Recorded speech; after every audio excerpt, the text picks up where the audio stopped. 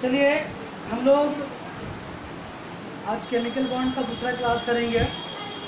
पिछले क्लास में हम लोग इलेक्ट्रोवायलेंट कंपाउंड यानी कि आयनिक कंपाउंड यानी कि आयनिक बॉन्ड और इलेक्ट्रोवायलेंट बॉन्ड के बारे में पढ़ रहे थे। उस इलेक्ट्रोवायलेंट बॉन्ड बनने के दौरान क्या क्या नेसेसरी कंडीशन था वो पढ़ाया था, और जो आयनिक बॉन्ड है उसकी क्या खूबी होती है वो बताया था। ठीक, आज हम लोग थोड़ा सा इसी के बारे में थोड़ा पढ़ेंगे, तो उसके बाद शुरू करेंगे आज कोवैलेंट बॉन्ड।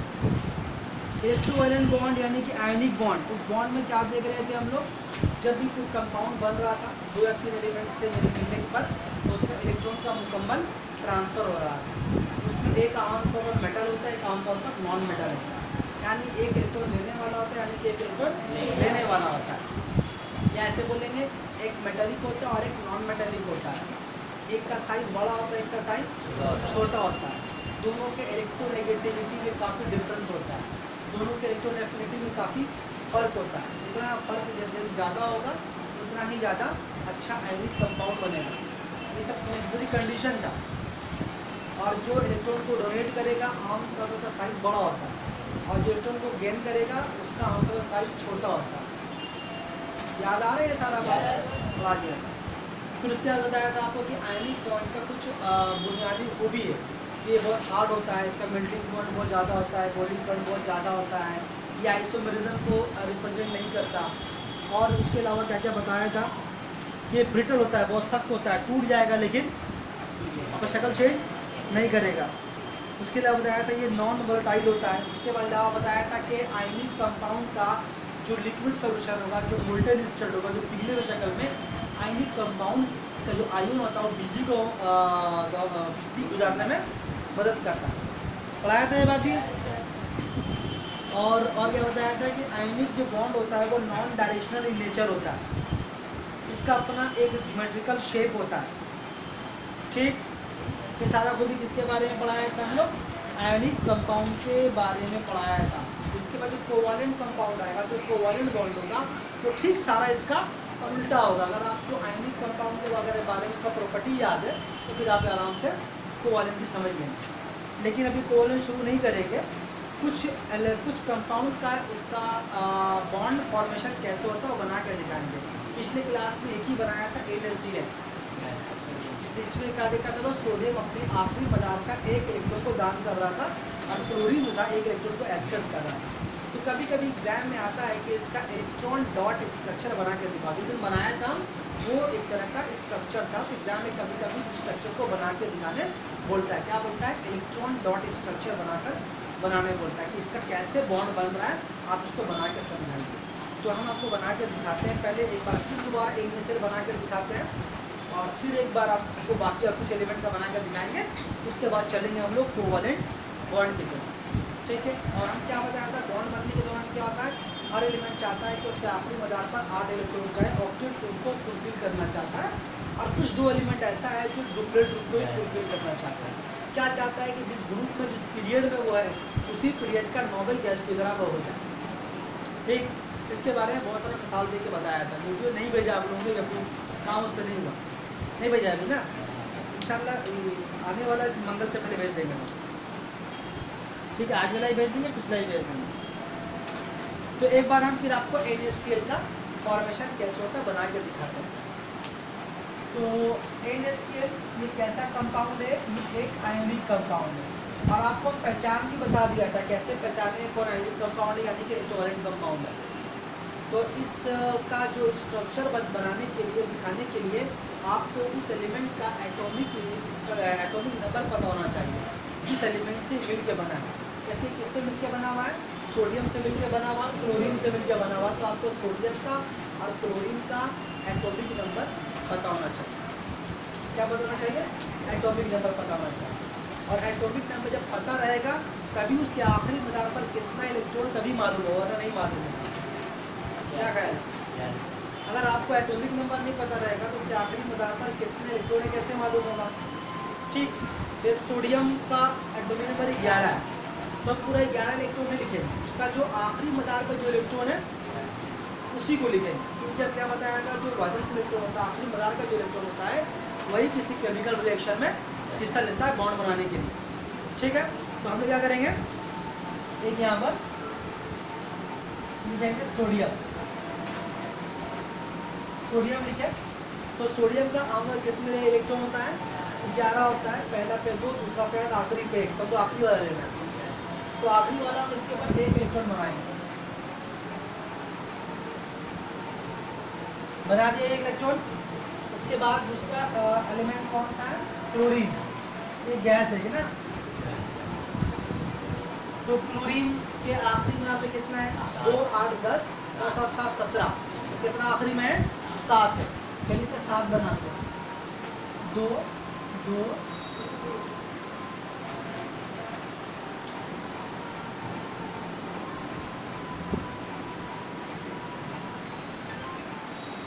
ठीक है, ठीक है जी। ये कितना हुआ, 2, 4, 2, 6, 7 होगा। और एक ये वाला इलेक्ट्रॉन का क्या होगा, बॉन्ड बनने के दौरान ये 1 इलेक्ट्रॉन उसको डिनोट करेगा। क्या करेगा, क्योंकि इसका ऑक्टेट रूल फुलफिल हो जाएगा। तो क्या होगा, ये वाला जो 1 इलेक्ट्रॉन है, ये वाला जो एक इलेक्ट्रॉन जो है, ये वाला उठ के यहाँ पर से कहाँ आएगा, यहाँ आएगा। ठीक है, जब यहाँ पर आएगा कौन वाला इलेक्ट्रॉन, सोडियम का, फिर कैसा हो जाएगा, सोडियम। और ये क्लोरीन क्या करेगा, ऐसे आपको बनाने होगा, अगर नक्शा बनाने के लिए अगर आएगा।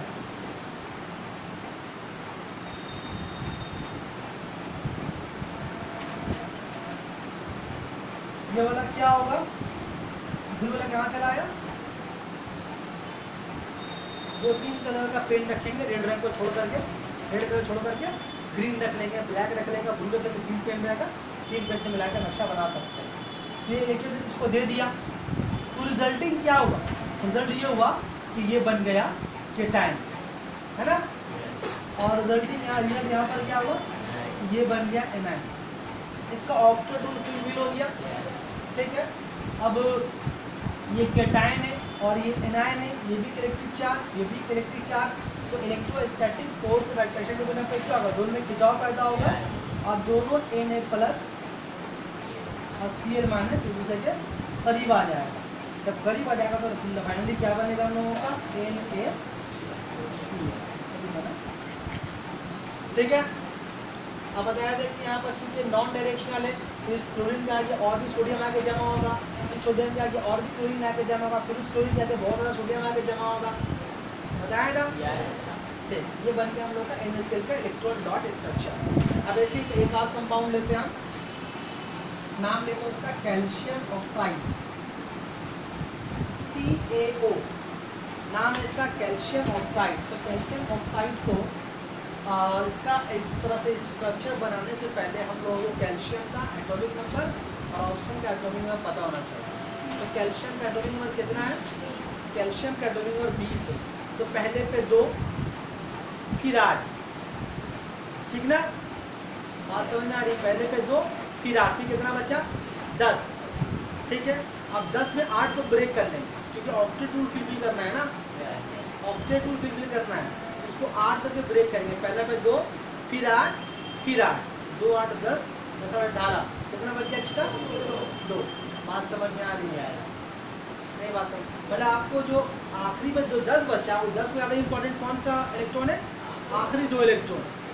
क्योंकि 10 में 10 जो आखिरी में आपको 10 इलेक्ट्रॉन है, तो देखा जाता है वैलेंसी 10 होगा, लेकिन उसमें हम लोग 8 को हटाएंगे तो 2 बचेगा, उसको लेंगे। ठीक है, तो कैल्शियम के आखिरी आधार पर कितना इलेक्ट्रॉन लेंगे हम, और आप कैल्शियम के आखिरी आधार पर 2 इलेक्ट्रॉन लेंगे। यहाँ पर इसका 2 इलेक्ट्रॉन आएंगे। अब तो कैल्शियम क्या करेगा, ऑक्टेट रूल फुलफिल करने के 2 तो उसका था अंदर में, फिर 8, फिर 8, इसके बाद इसका मतलब ये हुआ इसके पास 2 इलेक्ट्रॉन ज़्यादा है। ठीक है, तो ये कौन से ग्रुप में होगा, ये ग्रुप 2 में होगा, ग्रुप 2 में नहीं वाला, ग्रुप 2 में। तो ये हो गया, और रहा हम लोग का यहाँ पर ऑक्सीजन। तो ये ऑक्सीजन के आखिरी, ऑक्सीजन का एटॉमिक नंबर 8 होता है, तो 2 हुआ, आखिरी में कितना होगा, 6। तो यहाँ पर कितना बनाएंगे, 6 इलेक्ट्रॉन बनाएंगे।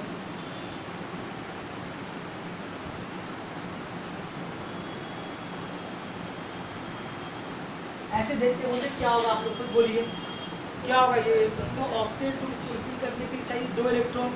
क्या होगा, यहाँ से एक इलेक्ट्रॉन उतर के यहाँ आएगा, फिर दूसरा उतर के यहाँ आएगा। तो क्या बन जाएगा, यहाँ पर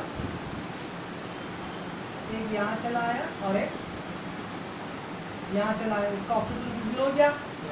देखते बोले क्या होगा फिर यहाँ पर ऐसे लिखे, क्या लिखिएगा आप यहाँ पर, पहले यहाँ पर हम कैल्शियम लिख के दिखा दे रहे एक बार ऐसे ही, फिर ऑक्सीजन, तो इसका अपना ऑक्टेट रूल। अच्छा अभी नहीं बनाना है ना, अभी नहीं बनाना, इसके बाद बनाना है।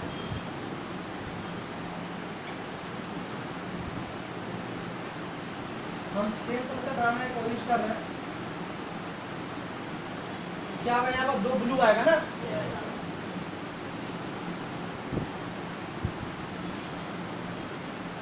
तो क्या हुआ इसका मतलब, तो कैल्शियम के ऊपर क्या हो जाएगा, 2 + 4 हो जाएगा ना, प्लस प्लस, ये प्लस को 2 बार लिख सकते हैं या +2 लिख सकते हैं, दोनों का मतलब एक ही है। क्या करेंगे यहाँ पर, तो ऑक्सीजन तो 2 इलेक्ट्रॉन रिसीव किया, क्या होगा इसके ऊपर, माइनस माइनस। बात समझ में आ रही है, फिर एक प्लस एक माइनस, तो इलेक्ट्रोस्टैटिक फोर्स और इलेक्ट्रिसिटी में मतलब क्या होगा, दोनों एक दूसरे के करीब आएगा। फिर क्या बन जाएगा इस तरह से हम लोगों का कैल्शियम ऑक्साइड। ठीक है, फोटो ले लीजिए इसका, फोटो के भेज दीजिएगा ग्रुप में। लाओ क्या मोबाइल, जल्दी लो।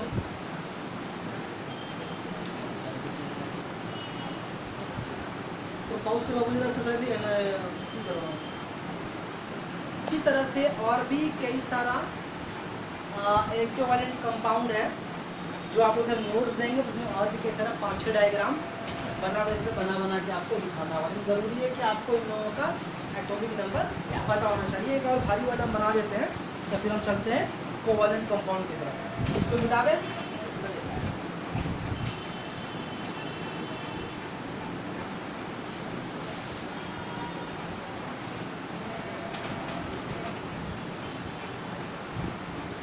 आइए तो कंपाउंड लेते हैं, एलिमेंट लेते हैं Al2O3 एल्यूमिना। ये एल्यूमिना का फार्मूला है, एल्यूमिनियम बनता है इससे एल्यूमिनियम बनता है, इससे एल्यूमिनियम बनता है। समझ लीजिए एल्यूमिनिया का फार्मूला है, समझ सकते हैं उसका। इसमें एल्यूमिनियम का एक तरह का मेटल है, ऑक्सीजन क्या है, गैस है, एक मेटल और एक नॉन मेटल है, तो कैसे कंपाउंड बनेगा, आयोनिक कंपाउंड बनेगा, यानी कि बीच में बॉन्ड होगा, वाइनिक बॉन्ड होगा, जल्दी ये पिघलता नहीं है, चाय गर्म ध्यान से। आइए उसको बनाता है। यहाँ पर देखिए थोड़ा सा कॉम्प्लिकेटेड है आप लोगों के लिए। यहाँ पर कैसे करेंगे हम, देखिए एल्यूमिनियम का एटॉमिक नंबर कितना होता है 13, यानी कि 2 एल्यूमिनियम है और 3 ऑक्सीजन है।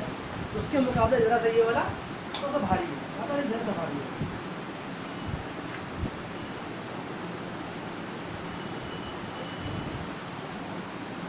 चलिए आइए, तो एल्यूमिनियम का एटॉमिक नंबर कितना है 13, तो उसके पहले पे 2, फिर बाद में 8, फिर आखिरी में कितना बचा 3। इसका मतलब कहाँ पर पीरियड, सॉरी ग्रुप 3 में, ग्रुप 3 में। तो क्या करेंगे हम, एल्यूमिनियम बनाएंगे 2 बार, एल्यूमिनियम और एक बार यहाँ बना देते हैं।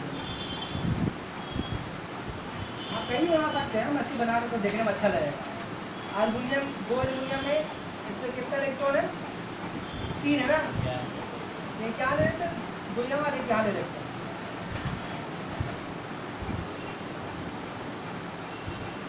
ऑक्सीजन क्या है, ऑक्सीजन 3 है, तो क्या करेंगे हम यहाँ पर, एक ऑक्सीजन यहाँ बनाया, एक यहाँ बनाया और एक यहाँ बनाया।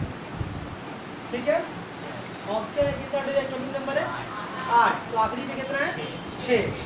तो चलो इसको बना लेते हैं पहले।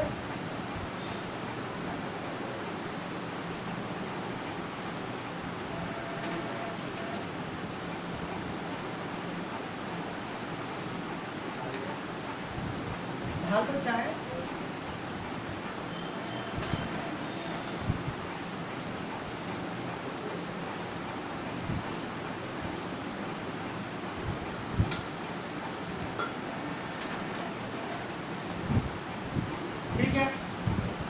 यहाँ पर कितना, इसके पास 3 इलेक्ट्रॉन जाता है, उसके पास 3 इलेक्ट्रॉन जाता है, और टोटल कितने इलेक्ट्रॉन जाता है? 6 इलेक्ट्रॉन। इसको 2 चाहिए, इसको 2 चाहिए, इसको 2 वाले को चाहिए कितना? 6, मतलब कि 2 एल्यूमिनियम और 3 ऑक्सीजन मिलकर क्या बनाएगा? एल्यूमिनियम। कैसे बनाएगा? बहुत ही तो चीज है, इसका फर्क दिया। चलो ठीक है, क्या होगा? क्या होगा देखिए, ध्यान से देखिएगा कि इसका एक इलेक्ट्रॉन यहाँ चला गया, या ऐसे मान लेते हैं, कि इसका दोनों इलेक्ट्रॉन, इसका दोनों, थोड़ा सा और अच्छे से बना है, और ज़्यादा घूम गया।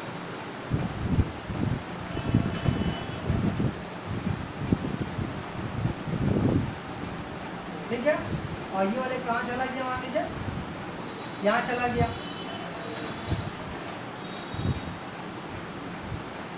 ये यहाँ आ गया, यहाँ से वाला भी कहाँ चला आएगा? यहाँ चला आएगा, और ये वाला एक यहाँ चला आएगा। बात समझ में आ रही है? तो क्या हो जाएगा उस हिसाब से? समझ आ रही है? यहाँ से इसको एक ही दे दिया, एक ही दे दिया, दो यहाँ चला आया, दो यहाँ चला गया, चला गया ना? तो अब उस हिसाब से आपका ये देखने में कैसा लगेगा? एल्युमिनियम, ऑक्सीजन, ऑक्सीजन, ऑक्सीजन और एल्युमिनियम। यहाँ पर कितना होगा आपका? पहले हम ब्लू बना लें।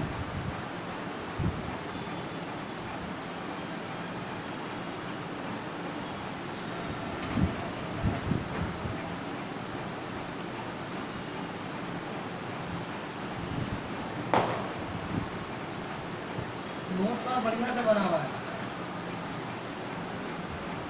तो बचा ही नहीं ना। यहाँ पर कितना हो जाएगा आपका? 2 आया ना आपका एक्स्ट्रा। यहाँ से यहाँ गया, मुझे देखिए यहाँ पर आया, और वहाँ से 2 यहाँ पर आया, तो अल्टीमेटली इसने कितने इलेक्ट्रॉन दिया? 3 ना। तो एल्यूमिनियम का पावर क्या आ जाएगा? +3, है ना? यहाँ भी कितना आएगा? +3। लेकिन यहाँ पर ऑक्सीजन में कितना आएगा? -2। अब कितना आएगा? -2। यहाँ पर आएगा आपका -2। बात समझ में आ रही है? अब ये दोनों इलेक्ट्रिक चार्ज है, तो क्या होगा? इससे अट्रैक्ट करेगा, और क्या बना देगा हम लोगों का यहाँ पर? ये N2O। बात समझ में आ रही है? ये कैसे इलेक्ट्रॉन दान हो रहा, और सबका मकसद क्या हो रहा? ऑक्टेट रूल को फुलफिल करना। ये ऑक्टेट रूल फुलफिल कर पा रहा है, इसीलिए एल्युमिनियम और ऑक्सीजन मिलकर एल्यूमिनेट बनाया, मतलब कभी नहीं बनता जिंदगी में। ठीक है, इसका फोटो भी ले लीजिए, फिर चलते हैं हम लोग कोवैलेंट कंपाउंड की तरफ। जल्दी फोटो लो।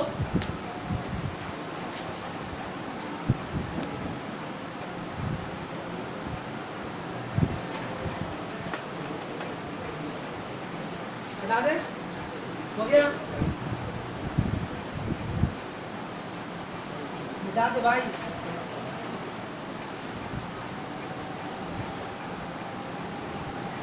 ये कुछ हम 2-3 बना के दिखाया है, बाकी जितना नोट्स करेगा उसको प्रैक्टिस कर लीजिएगा, देखिए वहाँ से।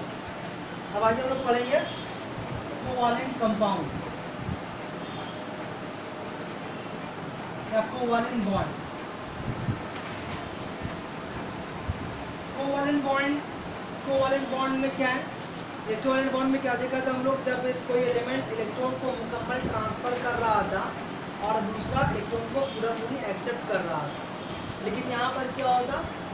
इलेक्ट्रॉन का शेयरिंग होगा, इलेक्ट्रॉन मुकम्मल ट्रांसफर नहीं होगा। मतलब इलेक्ट्रॉन का शेयर करके वो लोग अपने ऑक्टेट रूल को फुलफिल करना चाहेगा। जो मिसाल देके बताया था कि दोनों को भूख लगी है तो वो पूरा देगा नहीं, बल्कि मिल बांट कर दोनों खाएगा, क्योंकि अपना भूख भी मिटाना है और दूसरे का भूख भी मिटाना है। लेकिन उसमें क्या हो रहा था? आयनिक कंपाउंड में अपना खाना उड़ाकर दूसरे को पूरा का पूरा दे दे रहा है, क्योंकि अगला का ऑक्टेट रूल फुलफिल करना है ना? बात समझ में आ रही है? तो यहाँ पर क्या होता है? इलेक्ट्रॉन का मुकम्मल ट्रांसफर होता ही नहीं, यहाँ पर क्या होता है? इलेक्ट्रॉन का शेयरिंग होता है।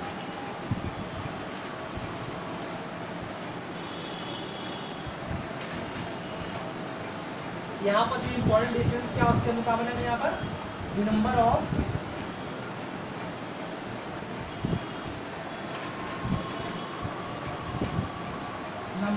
इलेक्ट्रॉन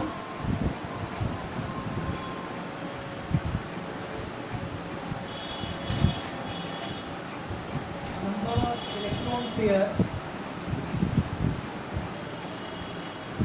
each an atom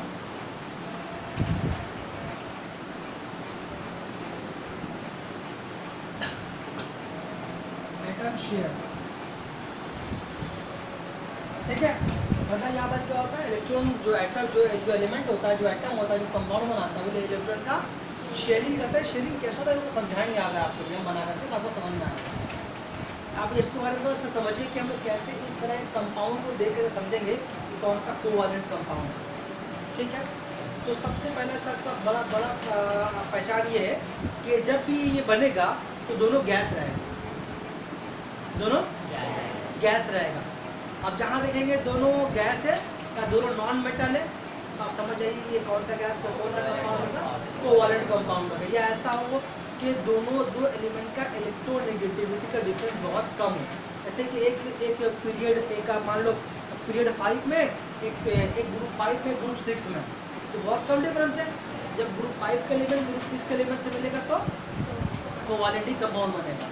या कभी कभी क्या होगा कि कोई एलिमेंट जो खुद के एलिमेंट से मिले, जैसे ऑक्सीजन का फार्मूला क्या O2 होता है, ऑक्सीजन ऑक्सीजन से मिला, नाइट्रोजन का फार्मूला N2, ओजोन का फार्मूला O3, हाइड्रोजन H2। तो जब कोई एलिमेंट खुद से मिलता है तो वहाँ पर जो ये खुद से मिल रहा है तो बिल्कुल भी डिफरेंस नहीं है इलेक्ट्रोनेगेटिविटी का, तो क्या बनेगा वहाँ पर, जितना डिफरेंस कम रहेगा और डिफरेंस नहीं रहेगा तो अच्छा कोवैलेंट कंपाउंड बनेगा। बात समझ में आ रही है, ये पहचान बता रहे हैं। कैसे नक्शा बनेगा बाद में बताएंगे। तो जैसे मान लेते हैं, अगर आपको मिसाल दें, यहाँ पर एक मिसाल दें आपको दें, ऐसे बोला आपको कार्बन डाइऑक्साइड, कार्बन क्या है, कार्बन क्या गैस है, ऑक्सीजन क्या है, तो कौन सा बॉन्ड होगा, कोवैलेंट बॉन्ड होगा। मान लीजिए H2O, हाइड्रोजन क्या है, गैस, ऑक्सीजन क्या है, कोवैलेंट कंपाउंड होगा। मान लीजिए आपको दे दिया गया हाइड्रोक्लोरिक एसिड, हाइड्रोजन क्या है, क्लोरीन क्या है, कौन सा कंपाउंड होगा, याद करना पड़ा इसको, कुछ तो नहीं है, आसान बात है। मान लीजिए ओजोन और ऑक्सीजन उसे 3 बार मिला तो क्या होगा, मान लीजिए O2 को क्या क्या बॉन्ड होगा, N2। Ammonia gas NH3, ammonia का फॉर्मूला है। नाइट्रोजन गैस, हाइड्रोजन गैस क्या होगा, कोवैलेंट कंपाउंड होगा। CH4, methane gas, methane gas, carbon gas, hydrogen gas. बात समझ में आ रही है। जहाँ पर आप देखेंगे मतलब आपको दोनों तरफ गैस दिखाई दे रहा है, आप लोग आँख बंद कर बोल लीजिए उसको कोवैलेंट कंपाउंड। एक और बात बोल लीजिए इसके बारे में, ये मीथेन गैस है इसको बोलते हैं हाइड्रोकार्बन।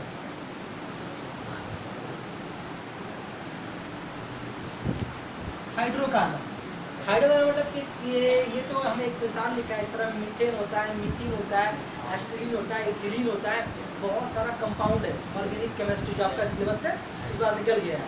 तो सारे कंपाउंड का फॉर्मूला अलग अलग होता है, लेकिन पूरे फॉर्मूले में कार्बन और हाइड्रोजन का रहना ज़रूरी है। मेरी बात से यहाँ पे एक मिसाल दिखाना आपका, ऐसा आपका यहाँ पर कई मिसाल हो सकता है, लेकिन आप कैसे पकड़िएगा उसको, आप देखिएगा उसमें कार्बन है, हाइड्रोजन है, कोवैलेंट बन, आग बंद करके लिख दीजिएगा। ठीक है, अब कार्बन देंगे, हाइड्रोजन देंगे, क्या कंपाउंड होगा वो, जैसे कि आपका देखिए मिसाल आपका दिखा रहे हैं C6H12O6, चीनी का फॉर्मूला, कार्बन भी गैस है, हाइड्रोजन भी गैस है, ऑक्सीजन भी गैस, तो क्या होगा, कोवैलेंट कंपाउंड। समझ में आ रही है बात। ये सब देखिए सब बहुत आसपास में है, कार्बन, हाइड्रोजन, ऑक्सीजन सब बहुत आसपास में है। मतलब उन लोग का इलेक्ट्रोनेगेटिविटी का डिफरेंस बहुत कम है, सारा का सारा नॉन मेटल है, गैस है।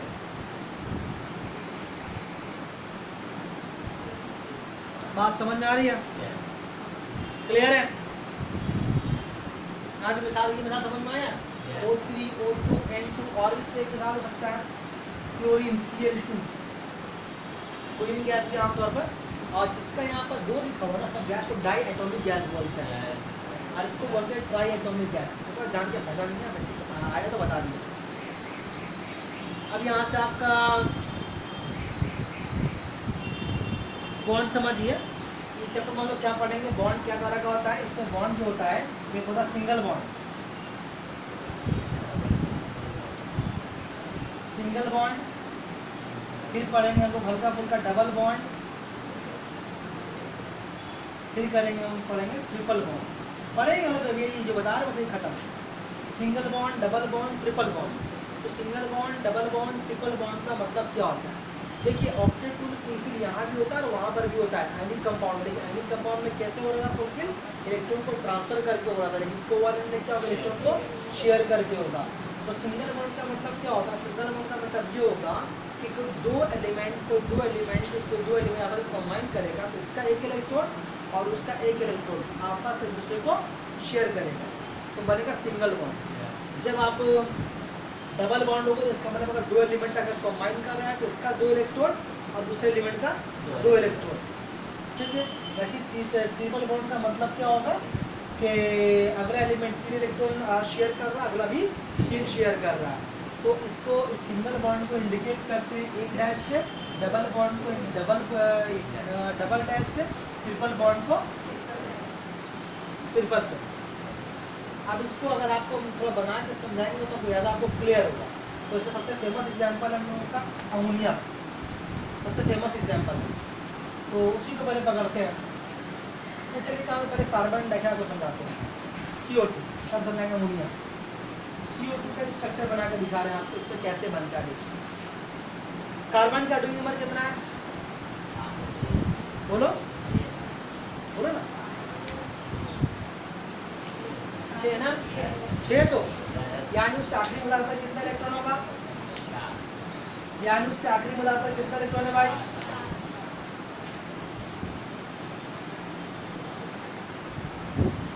4 है। ऑक्सीजन 8 है ना, क्योंकि यहाँ बना रहे यहाँ बना रहे, ठीक है। तो क्या होगा यहाँ पर? 6 लेंगे ना।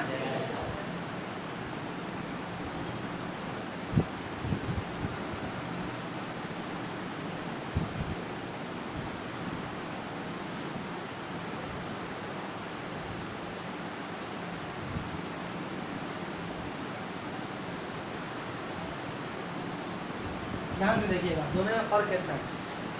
अब इसको दोनों ही तो गैस है ना, दोनों ही नॉन मेटल है। अब ये इसको दरकार है 4 इलेक्ट्रॉन का, और इसको दरकार है 2 इलेक्ट्रॉन का, इसको दरकार है 2 इलेक्ट्रॉन का। अगर ये कार्बन डाइऑक्साइड एसिड बन रहा है तो इस ऑक्सीजन को 2 इलेक्ट्रॉन मिलना चाहिए, इसको भी 2 मिलना चाहिए। लेकिन आप लोग को बोल चुके हैं हम कि 4 इलेक्ट्रॉन लेना बहुत मुश्किल है, 3 तो लेना बहुत ही मुश्किल है, 4 तो मिलता ही नहीं। तो ये 4, अगर ये कंपाउंड बनना चाह रहा है तो कार्बन को अपना पूरा इलेक्ट्रॉन दान कर देना होगा, 2 उस ऑक्सीजन को 2 इस ऑक्सीजन। कार्बन कभी ये करेगा नहीं।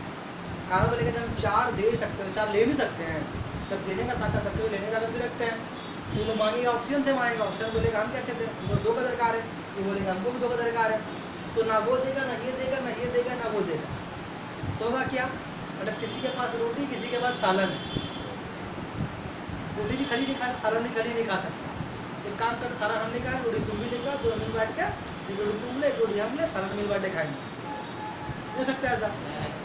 खाली रोटी तो नहीं, दूसरे घर में पानी में डाल के सालन तो खाएगा नहीं, पत्थर लगा करके। तो क्या करेगा वो, क्या करेगा, दोनों दूसरे के करीब आएगा और बोलेगा एक काम करते तो मिल बांट के हम लोग खाते हैं, ना सालन तुम्हारा, ना सालन मेरा, ना रोटी तुम्हारा, ना रोटी मेरा, ठीक है। तो क्या होगा देखिए, तभी ये बात तय पाएगा। जब ये बात तय पाएगा तो होगा ये कि कार्बन, ऑक्सीजन और ऑक्सीजन का करीब बनाया ना। अच्छा, थोड़ा सा हम पहले इलेक्ट्रॉन पहले लिख ले, फिर से इधर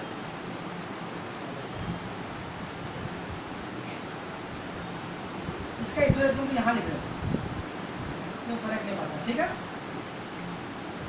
इसका भी ऑक्सीजन का 2 यहाँ,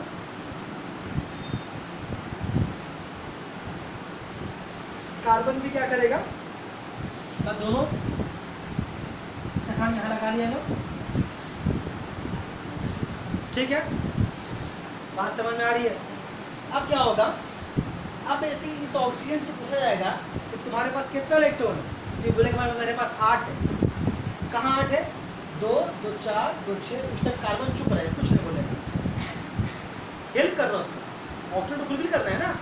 जब कार्बन से पूछेंगे, जब इससे पूछेंगे, इस ऑक्सीजन से पूछेंगे तुम्हारा ऑक्टेट टू तुम्हारा 6 इलेक्ट्रॉन का, मैंने बोलेगा 2 और मेरे पास है कार्बन से, लेकिन बोलेगा नहीं। तो कार्बन का भी ऑक्टेट टू फुलफिल हो, इसके भी ऑक्टेट टू फुलफिल हो गया। और नंबर आया कार्बन का, कार्बन पर 4 था, तो कार्बन क्या बोलेगा, तो मेरे पास भी आ जाए, देखो यहाँ छिपा दो इतना को, यहाँ छिपा दो इतना को, ये हो गया 4 4 8। मतलब ये यहाँ पर जो इलेक्ट्रॉन 4 इलेक्ट्रॉन है, यहाँ 4 इलेक्ट्रॉन है, वो ना ऑक्सीजन का है ना कार्बन का, ये 4 ना ऑक्सीजन का हुआ ना कार्बन का। शेयर कर लिया तो भी तेरा कुछ नहीं मेरा कुछ नहीं, बात समझ आ रही है? क्या कॉमन दीवार है ना उसका ना मेरा, दोनों का, बात समझ में आ रही है?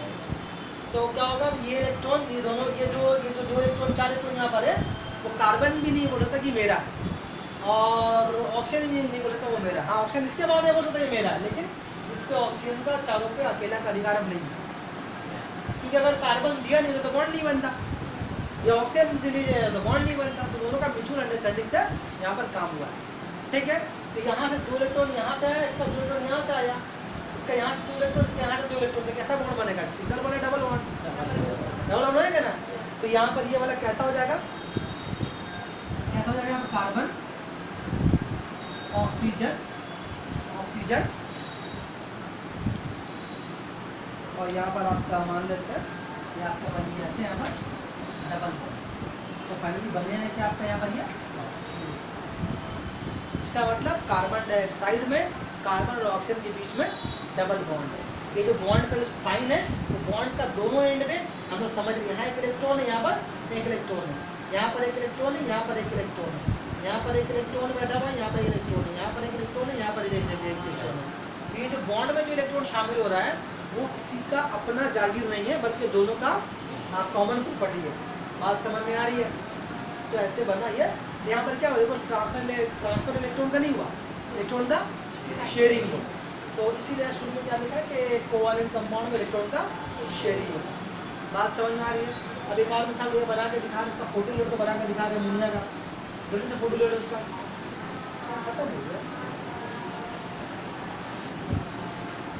जल्दी लो दे रहा बताओ, बता दो तो खुलेगा, मुँह कर लोगे, हो गया। अब इसका बना के दिखा रहा आपको एक बार, हम अमोनिया का बना के मिटा इसको। अब चूंकि यहाँ पर इलेक्ट्रॉन का शेयरिंग हो रहा है, कंप्लीट ट्रांसफर नहीं हो रहा, इसीलिए बॉन्ड उतना स्ट्रॉन्ग नहीं होता। इसके मुकाबले में आयनिक कंपाउंड के मामले में ये बॉन्ड उतना स्ट्रॉन्ग नहीं। अब चूंकि यहाँ पर इलेक्ट्रोनेगेटिविटी का डिफरेंस ही बहुत कम है, ऑक्सीजन और कार्बन है का अगली बगल ग्रुप में तो है, ठीक है। अमोनिया में से NH3 ये भी तो अगली बगल ग्रुप में है। अमोनिया ग्रुप किस में है, नाइट्रोजन किस में है, 2 ग्रुप 5 में है ना, और हाइड्रोजन ग्रुप 7 में, हालांकि वो एक में भी, लेकिन ग्रुप 7 ने भी बताया था कि हाइड्रोजन जो है उसका पोजीशन अभी तक कंफर्म नहीं है, उसका कुछ प्रॉपर्टी क्या होता है ग्रुप 7 के एलिमेंट से भी मिलता है। चलो अमोनिया बना के दिखाते हैं, फिर इसका कुछ प्रॉपर्टी दिखाएंगे, फिर क्लास खत्म हो जाएगा। फिर अगले दिन हम पेपर देंगे और आप लोगों को समझा देंगे, वहाँ से चैप्टर खत्म हो जाएगा। एक और कुछ क्लास बचेगा, 2-3 क्लास पढ़ा करके साइंस क्या होता है, गंगा नहाएंगे, नहाते हैं हम, लेकिन गंगा भी नहाएंगे। चलिए अमोनिया बना के दिखा दे रहे आपको। अमोनिया क्या क्या देख रहे आप, नाइट्रोजन 1 एटम, हाइड्रोजन का 3 एटम। अच्छा एक बात और आप लोग को लिखाया था, डुप्लेट रूल है ना। डुप्लेट रूल एक तरह का रूल है, तो उसमें बताया था ऐसा कौन सा एलिमेंट है, वो हाइड्रोजन हीलियम, मतलब हाइड्रोजन का ग्रुप में कौन ना नोबेल गैस है, हीलियम है। तो वो लोग डुप्लेट रूल को फॉलो करता है, ये ऑक्टेट रूल को फुलफिल नहीं करेगा। हाइड्रोजन के लिए ऑक्टेट रूल कौन है, डुप्लेट है। बात समझ में आ रही है? हाइड्रोजन के लिए ऑक्टेट रूल क्या, वो डुप्लेट है, वो चाहेगा कि मेरे आपके यहाँ पर 2 इलेक्ट्रॉन हो जाए, ठीक है। चलिए अब देखिए नक्शा बना, यहाँ पर नाइट्रोजन है, हाइड्रोजन 3 है ना, एक यहाँ बना लेते हैं, एक यहाँ बना लेते हैं और एक यहाँ बना लेते हैं। हम लोग जानते हैं नाइट्रोजन का एटॉमिक नंबर कितना है 7, आखिरी नंबर पे कितना इलेक्ट्रॉन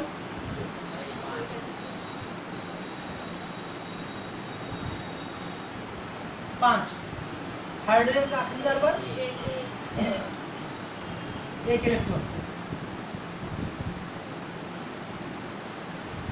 अब हाइड्रोजन को अपना ऑक्टेट टूल फुलफिल करने के लिए 1 इलेक्ट्रॉन चाहिए, तो क्या करेगा छीनेगा नाइट्रोजन से लो, ये भी छीन लेगा, ये भी छीन लेगा, ये भी छीन लेगा। इतना ताकत नहीं है हाइड्रोजन के अंदर, तो कुछ उसका तो कुछ घर बार ठीक नहीं है, भड़कते रहता है यहाँ, इतना घर भी नहीं है, लावारिस का तरह है, तो क्या छीन लेगा। नाइट्रोजन के पास है ना 5 प्रॉपर्टी है, 5 इलेक्ट्रॉन है, तो क्या करेगा वो, तो हाइड्रोजन से हमारे हाइड्रोजन बोलेगा हम क्या देते, हम तो देगा तो खत्म हो जाएंगे, एक तो रहना तो मेरे पास एकदम 1 रुपये भी नहीं, तो कैसे फूल कैसे लगाएंगे, फूल लगाने के लिए तो रहना चाहिए। इसको क्या करेगा ये, तो क्या करेगा ये बोलेगा ठीक काम कराओ और शेयर करेंगे, भाई तेरा साल मेरा रोटी, वही वाला मिसाल। क्या करेंगे यहाँ पर ये नाइट्रोजन जो है यहाँ पर ये हाइड्रोजन आएगा, एक हाइड्रोजन मान लो यहाँ पर हो गया और एक हाइड्रोजन मान लो यहाँ पर, तो इसका वाला 1 इलेक्ट्रॉन जिसको यहाँ ये अपना को यहाँ भेज देगा, इसका कारण यहाँ लग रहा, ये एक यहाँ पर होगा, ये किसका है हाइड्रोजन का। नाइट्रोजन का मसला क्या है, इसके पास 8 चाहिए ना इसको, तो क्या करेंगे आपको ना 1 इलेक्ट्रॉन, ये वाला 1 इलेक्ट्रॉन यहाँ पर दे देगा, ठीक है।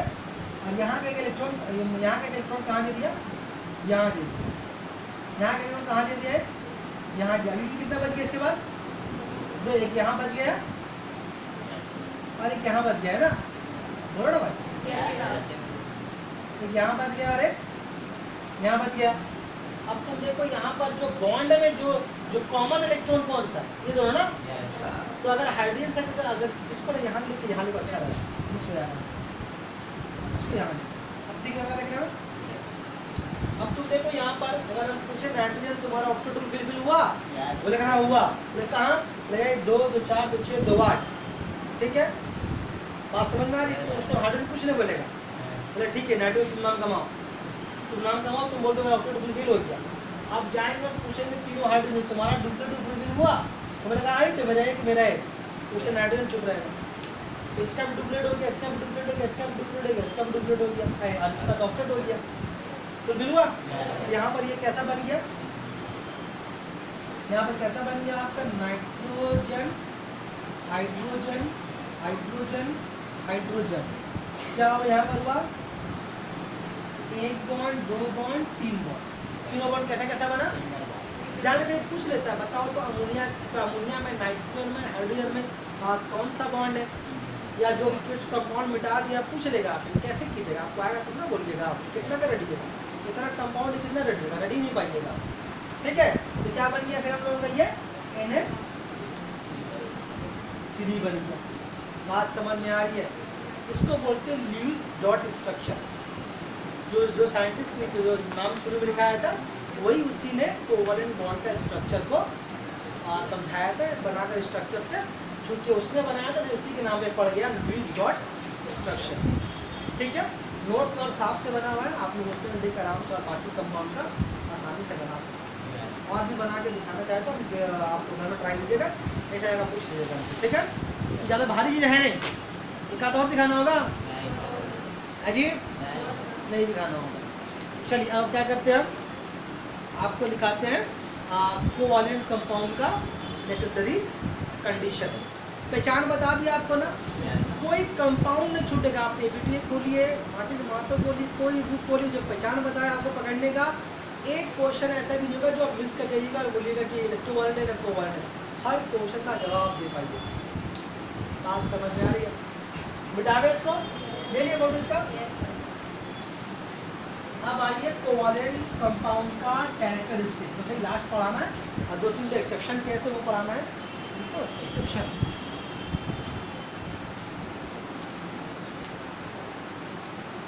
थोड़ा अच्छा तो देखते हैं।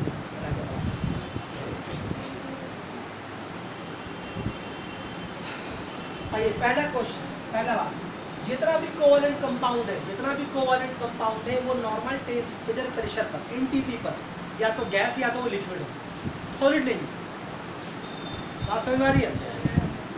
या अगर सॉलिड है भी तो वो जो गर्म करने में पिघल जाएगा वो जल्दी। अगर कुछ सॉलिड है जैसे चीनी है तो सॉलिड, लेकिन वो हल्का सा गर्म करेंगे तो पिघल जाता है। बात समझ में आ रही है? तो अगर कोई सॉलिड दिख भी रहा है तो वो उसका थोड़ा बहुत चेंज होगा टेम्परेचर प्रेशर, तो उसका शक्ल चेंज हो जाएगा। तो लिख देते हैं इस बात को हम, क्या लिखते हैं, at NTP most of covalent compound exist as liquid or gas। ठीक, आमतौर पर जितना भी कोवालेंट कंपाउंड है कैसा है, या तो लिक्विड है या अब देखिए पानी लिक्विड है, कार्बन डाइऑक्साइड गैस है, हाइड्रोजन गैस है, ऑक्सीजन गैस है, मीथेन गैस है। और अगर सॉलिड अगर है, अगर सॉलिड है, यहाँ से लिख रहा हूँ, ठीक है, इसको सॉलिड इफ मॉलिक्यूलर वेट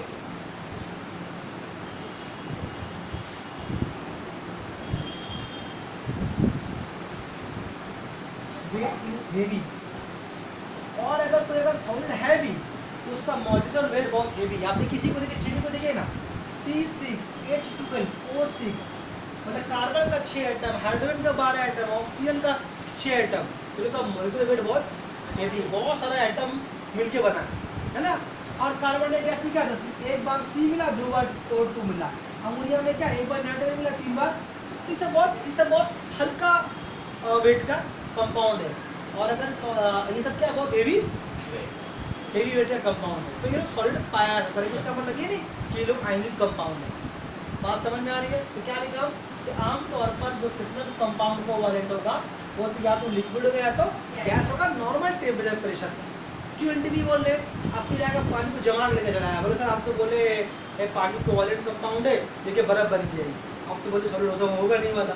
तो भाई वो ATP नहीं हुआ, आप उसको 0 डिग्री में ले गए। बात समझ में आ रही है? उससे नीचे ले गए। क्लियर? तो यहाँ पर इसको मिटा देते हैं, सर इसको मिटा देते हैं। तो हम क्या बताया कि ज़्यादातर कोवालेंट कंपाउंड क्या है, ना तो लिक्विड है, गैस है। सॉलिड कौन है, अगर उसका मॉलिक्यूलर वेट बहुत हेवी है तब। ठीक है, चलिए 2 नंबर पॉइंट, चूंकि यहाँ पर इलेक्ट्रॉन का ट्रांसफर नहीं हो रहा है और इलेक्ट्रॉन शेयर करके बन रहा है, तो उतना स्ट्रॉन्ग दोस्ती इन लोगों में होता नहीं, इसीलिए इन लोगों क्या होता है, MP and BP very low. आम तो इन लोगों का मेल्टिंग पॉइंट, बॉइलिंग पॉइंट बहुत छोटा था। अच्छा, वहाँ पर क्या देखा था हम लोग कि आयनिक कंपाउंड नॉन डायरेक्शनल था, लेकिन ये क्या होगा उसका उल्टा, कोवालेंट। इसी ज्यादातर प्रॉपर्टीज का उल्टा है, covalent bond is directional. 4 number, वहां पर क्या था, आइसोमेरिज्म नहीं था, यहाँ पर आइसोमेरिज्म।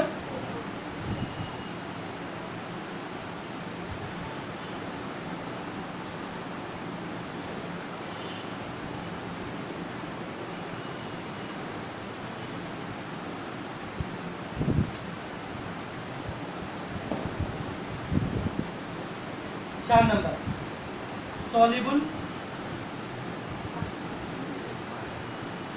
only in covalent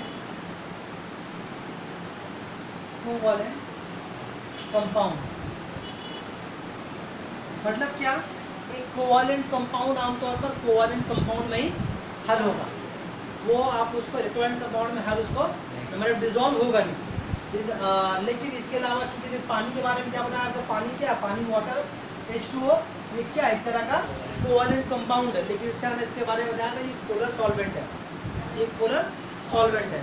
तो उसका थोड़ा सा सॉल्वेंट के मामले में उसका थोड़ा खूबी, किसका खूबी, पानी का खूबी जरा अलग है। आमतौर पर कोवालेंट कंपाउंड क्या होगा, कोवालेंट कंपाउंड में ही हल हो सकता है, डिजोल्व हो सकता है। लेकिन लेकिन बहुत सारे ज़्यादातर कोवैलेंट कंपाउंड या सभी कोवैलेंट कंपाउंड पानी में हल नहीं हो सकता। हालांकि पानी क्या है, कोवैलेंट कंपाउंड ही है, लेकिन वो एक तरह का पोलर सॉल्वेंट है। इसका मिसाल क्या, हम लोग तेल खाते हैं वो क्या, वो एक ऑर्गेनिक कंपाउंड है, वो भी क्या है, उसके अंदर जो तेल का जो मॉलिक्यूल्स है उसके लिए कौन सा बॉन्ड है, कोवैलेंट बॉन्ड है। बात समझ में आ रही है? ये देखिए बहुत जल्दी उबलने भी लगता है तेल, ठीक। तो तेल इस्तेमाल जितना भी खाना लोग खाते हैं, जितना भी खाना खाते जो भी कंपाउंड है, सब कैसा कंपाउंड है, कोवैलेंट ही कंपाउंड है। अब देखिए, आप सरसों तेल को डाल दिए पानी में, कभी हल होगा? किरासन तेल, ये भी कोवैलेंट कंपाउंड, डाल दिए पानी में, हल होगा? नहीं हल होगा। ऐसा बात समझ में आ रही? क्यों ले लो, पानी क्या, पोलर सॉल्वेंट। तो आमतौर पर कोवैलेंट कंपाउंड में ही हल होगा, लेकिन पानी चूंकि कोवैलेंट कंपाउंड है फिर भी लेकिन उसका कोवैलेंट कंपाउंड हल नहीं होगा, वो एक तरह का पोलर सॉल्वेंट है। अच्छा, 3 क्यों लिखा, 6 नंबर हमने क्या देखा था कि आयनिक कंपाउंड क्या था, पिघले हुए शक्ल में इलेक्ट्रिसिटी को कंडक्ट करेगा। कि जब आयनिक कंपाउंड पिघलेगा या मेल्ट करेगा या किसी सोल्यूशन में घुल जाएगा तो उसका आयोन्स दोबारा बाहर आएगा। जैसे एक सोडियम क्लोराइड को पानी को अगर घोल दे, नमक को पानी में घोल दे तो उसका आयोन्स ब्रेक हो जाता है, Na+ और Cl-, तो उसमें जो एक तरह का इलेक्ट्रिक चार्ज क्रिएट हो जाता है। फिर क्या करते हैं उसको हम लोग, अगर बिजली गुजरना चाहे तो बिजली वहाँ से गुजर जाएगा। बात समझ में आ रही है? लेकिन ये वाला जो कोवैलेंट कंपाउंड इलेक्ट्रोलाइट नहीं है, नॉन इलेक्ट्रोलाइट। मतलब इसका लिक्विड सॉल्यूशन, कोवैलेंट कंपाउंड का लिक्विड सॉल्यूशन होगा, उससे बिजली नहीं गिर रहा है। क्यों नहीं गिर रहा है? क्योंकि ये आयोन्स क्रिएट नहीं कर पाया, क्योंकि तो इलेक्ट्रॉन ले दे के नहीं बना, तो शेयर करके बना। ठीक है, बंटवारा को तो अपना इलेक्ट्रॉन सब ले जा रहा। पक्का? तो यहाँ पर भी लिख दे रहे हम, does not conduct electricity, does not conduct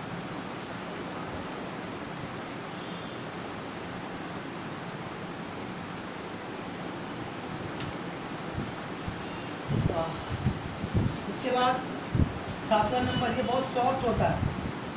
अगर सॉलिड भी कोई चीज़ है तो वो, और जितना फ्रूट्स खा रहे हैं सब कोवैलेंट कंपाउंड है। उसके अलावा 8 नंबर, ये वोलेटाइल होता है।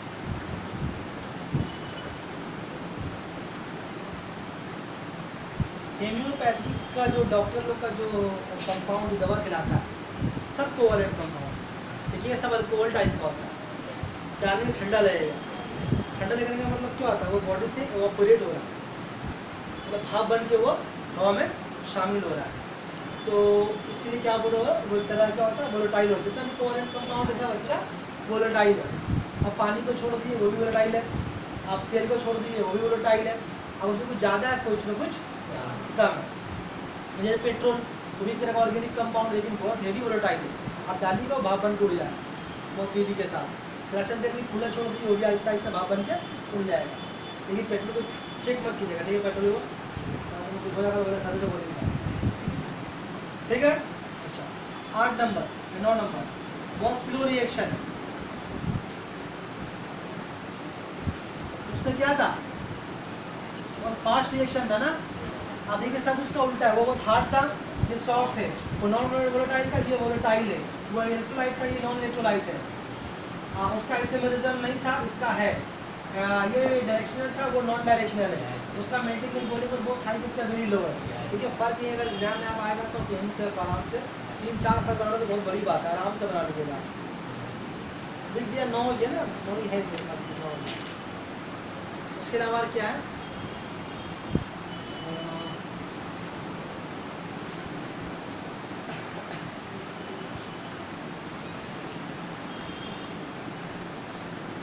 एग्जाम में क्वेश्चन पूछता है कि हम लोगों के डेली लाइफ में इस्तेमाल होने वाला एक कोवैलेंट और एक इलेक्ट्रोवैलेंट कंपाउंड का नाम बताओ जो डेली लाइफ में इस्तेमाल करते हैं। या कभी भी ऐसी पूछ सकता है कि ऐसा कंपाउंड बताओ जो डेली लाइफ में इस्तेमाल करते हैं, तो बताओ इलेक्ट्रोवैलेंट, तो बताओ कोवैलेंट। तो आराम से बता सकते हैं, अभी तो आराम से बता सकते हैं कि अब चूँकि क्लास नहीं क्लास करते तो आपके लिए क्वेश्चन भारी है। तो डेली लाइफ में इस्तेमाल करते हैं पानी हम लोग, क्या है, कोवैलेंट कंपाउंड है। और जो नमक इस्तेमाल करते हैं वो इलेक्ट्रोवैलेंट कंपाउंड है, ठीक है। फिर एग्जाम में पूछ लेता है कि कोई एक ऐसा एलिमेंट का नाम बताओ जहाँ पर डबल बॉन्ड पाया जाता है, या कोई एक ऐसा एक कंपाउंड का नाम बताओ जहाँ पर ट्रिपल बॉन्ड पाया जाता है, तब ये शॉर्ट क्वेश्चन में पूछ लेता है। तो अभी तो दिखाया कार्बन डाइऑक्साइड गैस में क्या था, डबल बॉन्ड। ऐसा मिसाल बहुत सारा है, लेकिन कम से कम 2-3 मिसाल याद रखेंगे। अमोनिया में क्या देखा हम लोग, सब सिंगल बॉन्ड है, ठीक है। तो ऐसा हम दो सिंगल बॉन्ड का डबल बॉन्ड लिख दे रहे हैं, इसका फोटो ले लीजिए, इसका आप लोग इसका फोटो ले लीजिए जरा सा जल्दी से।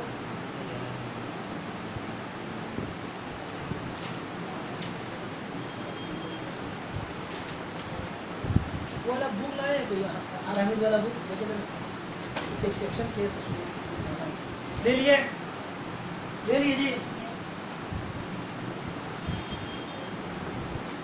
तो सिंगल बॉन्ड का तो बहुत सारा मिसाल है,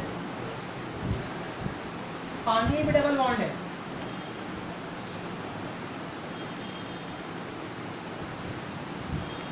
और एक बात और बोलते चले, आयनिक कंपाउंड में कभी भी डबल बॉन्ड नहीं बनता, जब बनेगा वो सिंगल बॉन्ड बनेगा, डबल कभी नहीं बनेगा उसमें। अच्छा चलिए यहाँ पर पहले बोलते हैं एक बात आपको, और छोटा सा बात बोल दे। अगर आपसे ट्रिपल बॉन्ड का एग्जाम्पल पूछे, अगर आपको बोले ट्रिपल बॉन्ड किससे बनता है, कि एग्जाम्पल दे दीजिए आप, तो आप एग्जाम्पल दे सकते हैं नाइट्रोजन का, N2 का। आप बना के भी देख सकते हैं इसको, ट्रिपल बॉन्ड को हो रहा है। ऑक्सीजन फुलफिल करने के लिए इन लोगों को 3-3 इलेक्ट्रॉन को शेयर करना पड़ेगा। उसके अलावा डबल बॉन्ड, आसान मिसाल दिखा रहे हैं, ऑक्सीजन O2 भी डबल बॉन्ड है। सिंगल बॉन्ड तो अमोनिया दे सकते हैं आप, सिंगल बॉन्ड अमोनिया, ये याद करने के लिए बोला। एक्चुअली मिसाल बहुत सारा हो सकता है, ठीक है। ये हो गया। अच्छा और एक केस पढ़ा रहे हैं, तो कौन सा कहोगे इसको,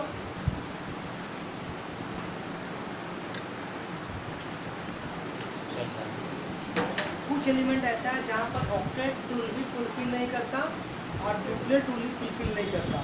तो एग्जाम्पल अब उनको याद नहीं है, मेरे कॉपी में लिखा हुआ लेकिन हमको नज़र नहीं आ रहा, समझे। तो नोट्स में लेकिन लिखा हुआ है कि कुछ कंपाउंड ऐसा है जहाँ पर लिथियम वाला कुछ कंपाउंड है, समझे ना। कुछ कंपाउंड ऐसा है जो ऑक्टेट रूल को फुलफिल नहीं करता और ट्रिपलेट रूल को फुलफिल नहीं करता। तो पूछता है कि किस कंपाउंड में ऑक्टेट रूल और ट्रिपलेट रूल जो है वो फेल हो जाता है, लेकिन फिर भी कंपाउंड बनता है। इसका मिसाल आपका 2-3 ही मिसाल है, तो नोट्स पे लिखा है, वहाँ से आपको याद कर लेंगे, ठीक है। इसे मिल नहीं रहा है। इसी तरह आप लोगों का ये क्या बोलते हैं उसको, मतलब पढ़ाई खत्म हो गया इसकी। इसके ऊपर एक क्वेश्चन और भी आता है। एक क्वेश्चन कैसा आता है, जो लोग पेज टेबल देखा नहीं, एक एलिमेंट ए है, एक एलिमेंट बी है, एक एलिमेंट सी है, वहाँ पर 2 क्वेश्चन छुड़वा दिया था। क्यों छुड़वा दिया था कि वहाँ पर उसका केमिकल बॉन्ड नहीं पढ़ा है। अब बताया था कि यहाँ पर देखो 2 नंबर क्वेश्चन में पूछा है कि ए और सी मिले कैसा कंपाउंड बनेगा, है ना। तो अब बताया था कि केमिकल बॉन्ड नहीं पढ़े तो अभी आपको समझ में नहीं आएगा। अब अगर आप पढ़ेंगे तो आपको समझ में उसको आ जाएगा कि कौन सा किस ग्रुप में, कौन सा किस पीरियड में, कौन सा करीब है, कौन सा दूर है। तो उस तरह के एलिमेंट पेपर है किसी के पास है तो अगर हम ये भी बता सकते थे, लेकिन आप देख लीजिएगा जब केमिकल बॉन्ड का क्वेश्चन देंगे तो उस क्वेश्चन में कुछ सारा क्वेश्चन है इस तरह का कि ABC 2 एलिमेंट, उसका डोमिन नंबर ये, उसका डोमिन नंबर ये है, इसका डोमिन नंबर ये है।